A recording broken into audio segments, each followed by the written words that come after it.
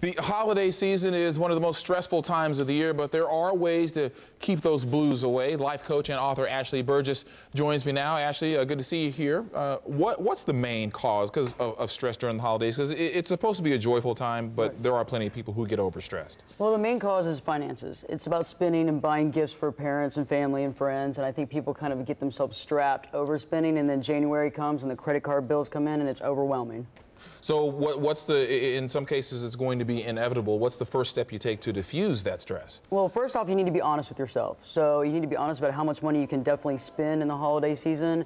You need to be able to put a list together of people that you need to buy gifts for, and on top of that list, write the amount of money that you can spend, and underneath that, remember to write a mantra. So that might be an affirmation of, January is going to be a really good month because I'm going to know what to expect. It's not going to come at me, without knowing what's going on. And obviously, if you control your spending during the holidays, you can control whether or not you go into the new year in debt. Definitely, and it creates a lot better year. Stress-free, and also it helps with the blues, too, because I think a lot of the times the winter blues comes from people overspending and don't know really where they stand in that situation. And why is it? It's not, unless people get raises, it's not like at the end of the year around the holidays we get, this influx of cash into our accounts. Why do people tend to overspend during the holidays? Well, a lot of times it's for guilt, because people believe that they haven't spent enough time with family or friends, so they buy a really expensive gift to compensate for that. Well, guilt buying. It's kind of a big deal, and so instead of giving the most important thing, which is giving their time, they think by buying a really expensive gift it's going to help, and it doesn't. And when I was younger, I did it, and my dad never even wore it. I bought him a really expensive tie. He kept it in his closet and never wore it. And if I would have just spent time with him, it would have meant so much more. Yeah.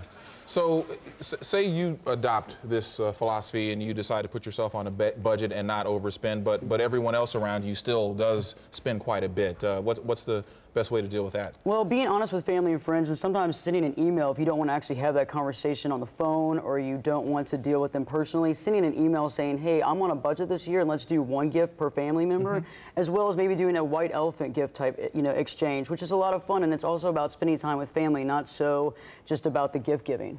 And you can limit the amount of giving. You can also say, hey, in addition to that, let's only spend $15 or $20 at the most. Exactly, cap it, $15, $20, $25, and you only have to get a gift for one person, and it can kind of be fun too if you play a game with it, as well as it helps you stay on your budget and creates your own financial boundaries, which also is in my book, Live Your True Life. In chapter 1, we talk about boundaries, as well as financial boundaries are so important too to place in family and with friendship relationships. And that way you have even more money for the new year. Exactly. All right, Ashley Berges, thanks so much for joining us, and Thank you. Merry Christmas. And Merry Christmas to you. Have a good one. All right.